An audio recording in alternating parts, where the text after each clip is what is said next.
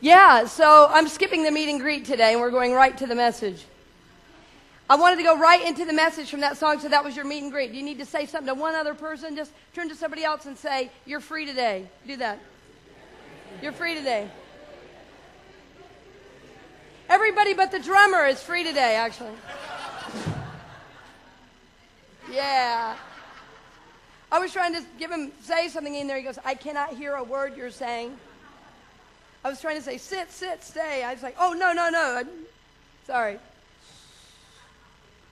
So today's a great day. Today we are celebrating freedom. Freedom to be who we are. Freedom to let other people be who they are. What a novel idea in a church, right? That we would actually live in God's freedom that's been intended for all of us, for all of God's people.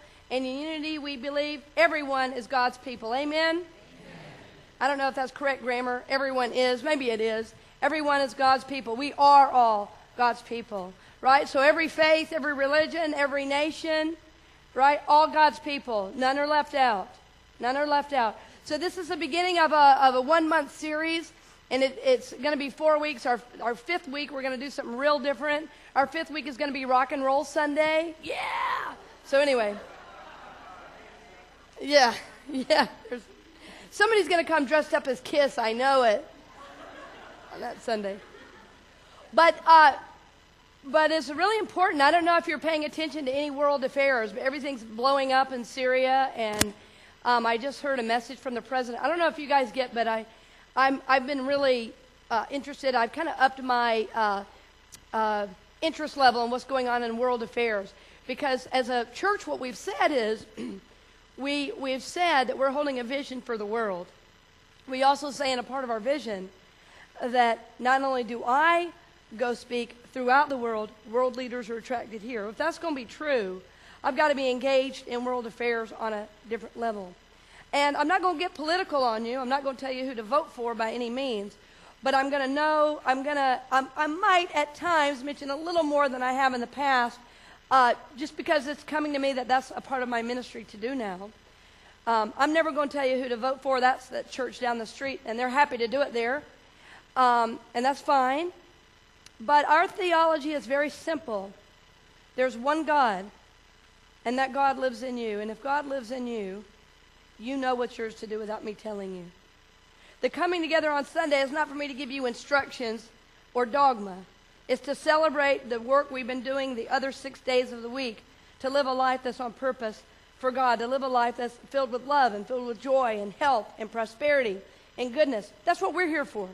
And I am happy that we are here to do it. That's part of our freedom. That's part of what I love about unity. However you come in the door, we're going to celebrate you just as you are, and we might even lift you up a little bit so that when you leave just a little bit better than when you came. So you're a little bit more ready to handle what the world sends you. Well, there are many religions doing a lot of great work out there, and it's important for us to know who they are so we can support them even more, become more aware of their work. You may even feel called to be engaged in another religion or denomination. I absolutely support that. Many people who attend here also attend a Buddhist meditation. There's a couple other people who attend here who also go to Catholic Mass. Absolutely fine. You don't have to lose anything to come to unity. You just gain. You gain. You don't have to leave anything behind. You bring all of it with you. But our message is there's one presence, one power God, and that presence lives in you. You might in another religion call it the self, or you might even call it the no self. But it's all the same energy, all the same identity, which is that which is unseen that lives in you, right? And that which lives in you is the intelligence. That which lives in you is the God presence that we speak of. So this is an important series for me, and especially important when I saw this weekend. I just saw it yesterday when I saw the president talking about possibly moving American troops into Syria. I don't know if you guys heard about the chemical warfare that's going on there. Over 1,000 people were killed. The report was over a third were children. That's hard for us to imagine in this country. Very hard to imagine. Even when we see pictures of it, it's hard to understand the reality of that. So I think it's very interesting that right now, with all this going on, we're starting this series. How much more understanding, how much more compassion does there need to be in the world? How much more do we need to reach out to understand one another, to talk about our differences, right? To talk about our differences. So we can see if we can come to the table as one. Because our primary objective in unity is to know our oneness. To know our oneness with God, with each other, with all people. And really, the future, in my view, of the world is our oneness with all. Not just even with people, with the earth. You heard me discuss this many times. What we do to ourselves, that's what we're doing to the earth. That's why it's polluted. We're polluting our own bodies every day with the way we eat. Right? So this is a very large message, a very large thing to feel yourself being called to, because it touches every aspect of life. So today, this month is really about reaching out, kind of opening our arms even more and saying, oh, we embrace people of other religions, other faiths, other peoples, especially the ones we don't understand. We're starting today with Buddhism, and we'll move to next week with Islam. And I'm very happy. We're having a female representative come, and she's amazing. She's a college professor. You're going to be really blessed by her, too, and really blessed today, too, by Rachel Sue, who's here from Buddhist Light International, from the Buddhist temple right on Hofner. It's just a few minutes away, not even about 10 minutes away from here. I've been there many times, taking my son. Beautiful, beautiful temple, beautiful people, very open as well to all, right? As a path for guidance, as a path for knowing how to live life, and how to live life in a better, more centered way, right? It's really Zen Buddhism, right? You know, very Zen. Say with me, very Zen. Together? Very Zen. So maybe by the end, so today you're going to be excited and Zenful all at once. That's so good. That's so good. You're going to experience it all. You're going to leave and say, I laughed, I cried, I got Zened. It's good. That's good. So we're going to ground everything we do, not only today, as always, in our prayer and meditation time. We're off our prayer series into the many faiths, one God. Do you see a theme there? Right? It's still staying with that theme. We looked at all these different prayers to support our spiritual work. Now we're going to take it deeper by learning more spiritual traditions. What you may find is a part of another tradition speaks to you. It's okay to adopt that. You don't have to be in a little tiny box of religion. I don't know if any one denomination will ever encompass my spirituality. I'm a unity minister, absolutely, 100%. 100%. But I also have my heritage, right? I have my Methodist upbringing, my Baptist schooling, my Cherokee teachings. And you know what? My God is big enough for all that. God is big enough for all that. So hopefully this month you'll be open to what God might be bringing into your practice, to maybe to elevate it, to lift it, maybe to give you a new energy to bring in to what you're already doing. I want you to be open to that if you can. Maybe even attending something at another community and feel that. Well, I'm open to that. Somebody said, aren't you worried somebody's going to leave? I said, no, I'm not worried. I'd be thrilled if somebody left, if that was the path for them. Thrilled. I've had people come and go. This doesn't have to be the end. That's why it's called a spiritual journey. I am on a spiritual journey. Will you say that with me? I am on a spiritual journey. So, and I trust the journey of your soul to know what's yours to do. I trust it. I'm not going to go codependent on you. If you're right. If you say I'm feeling called, I'm not going to go, you have to stay. I'm going to say, I'm going to miss you, but tell me what you learned. Yes, go for it. Go for it. You know, I've always felt a kinship actually with Buddhism because it doesn't require membership like Unity doesn't. It's a path that many people study to get help and support for their lives. Very much like Unity. So I know you're going to be blessed today by what you hear. But before we go any further, actually I want to share. Can I just share one quote with you? Sorry, I forgot to bring it up, Gustavo, because I changed the order so much. Just hand me all that. That's fine. That's fine. I thought it'd be interesting to see if you could guess who said this. If anyone should give you a blow with his hand, with a stick, or a knife, you should abandon any desires and utter no evil words. Now listen to the other one. If anyone strikes you on the cheek, offer the other also. Which one was Jesus? Second one, right. But did the first one sound awfully close? The Buddha. The Buddha. Listen to this one. Consider others as yourself. Jesus or the Buddha? You weren't sure. Yes, it's the Buddha. Jesus, do to others as you would have them do to you. Truly I tell you, just as you did not do it to one of the least of these, you did not do it to me. If you did not tend to one another, then who is there to tend you? Whoever would tend me, he should tend the sick. Yeah. Great, huh? So close. So close.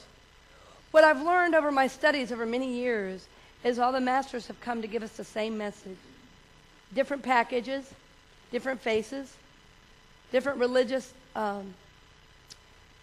teachings come from, but the core teaching is the same.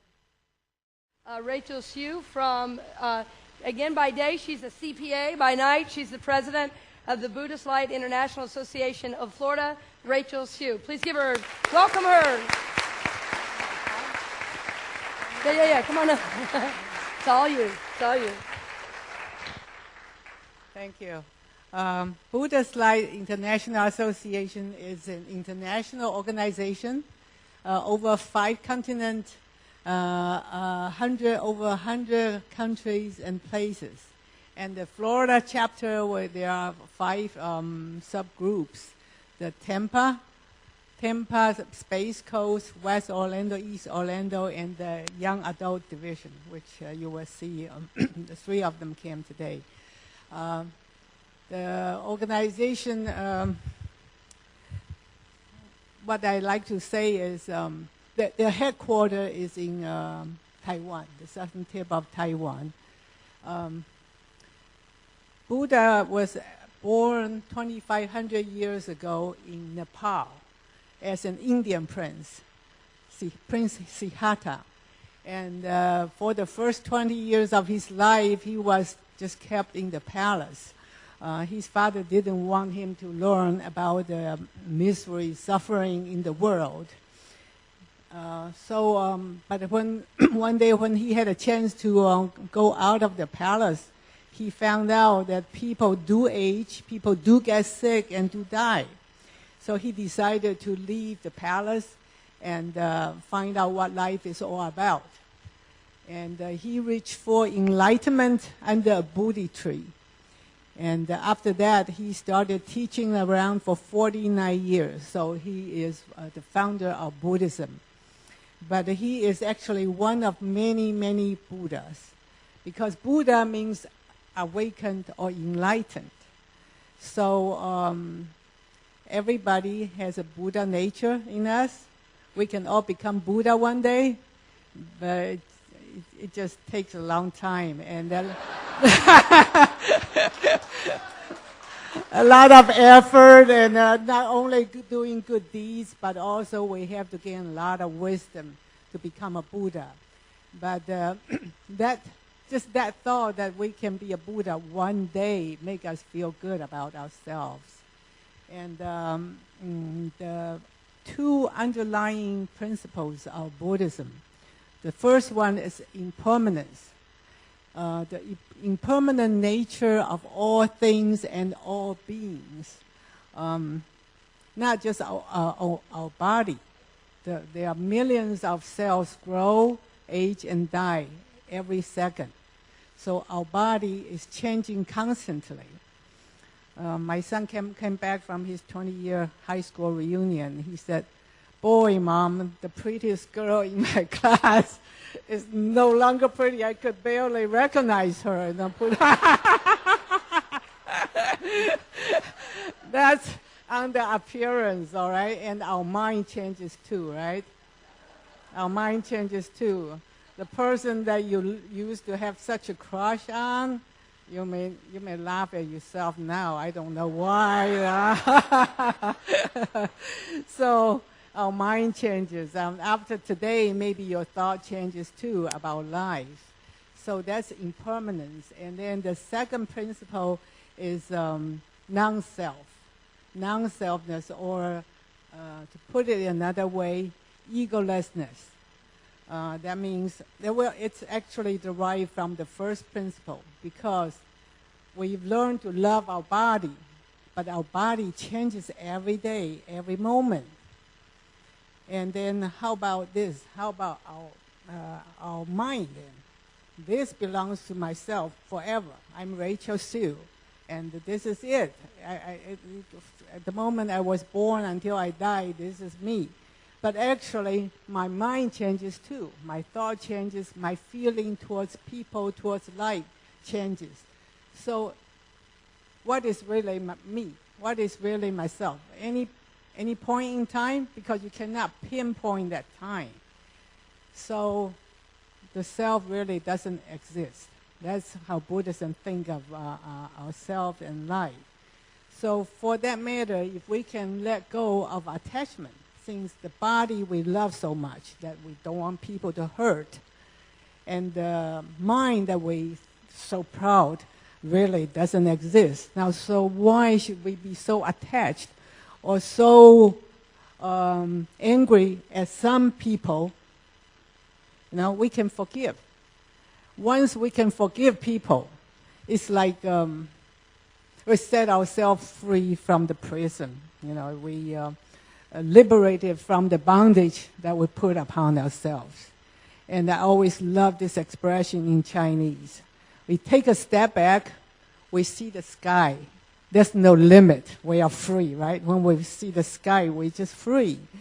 So that's the two underlying principles. And then the foundation on the whole Buddhism is centered upon the law of causes and effect.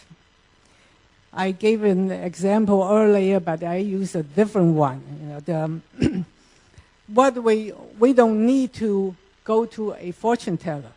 The Chinese love to do that. Go to fortune teller and find out what's going to happen to us. I don't know about Americans, but Chinese love to do that. Fortune teller, and ask them, and then you're afraid they'll say something bad about you. But in Buddhism, they said, well, what's happened in the past is what you have today, right? Like you do, you spend a lot of time on your children and love them, care for them. They grow up to be good people, right? But if you play around and leave them home all the time, they grow up to be bad kids, neglected kids. And then what's going to happen to us in the future? It's what we do today. You don't need a fortune teller. You can tell it by what you're doing today, right? Like I have two sons. A lot of people ask me if I miss any daughter.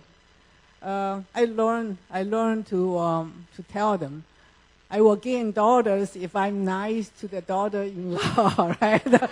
I will gain daughters. If I'm jealous, like some of my friends say, they have only sons and they get jealous with fighting for attention, competing with the daughter-in-law, then they lose both. They not only don't get daughters, they also lose their sons. So we don't really need a fortune teller. We just have to watch what we do, what we say, and what we think. And lastly, I'd like to share a favorite story of mine. It's actually this guy is the most popular poet in China. His name is Bai Ji from Tang Dynasty. He went to inquire a good friend of his, a master birdnest. He said, Master, what is Buddhism after all? You tell me simply. The master says, do not do any bad things. Do all the good deeds. And of course, Bai Ji was not impressed. He said, even a 3-year-old knows it. And the master says, but not even an 80-year-old can do it. Thank you very much.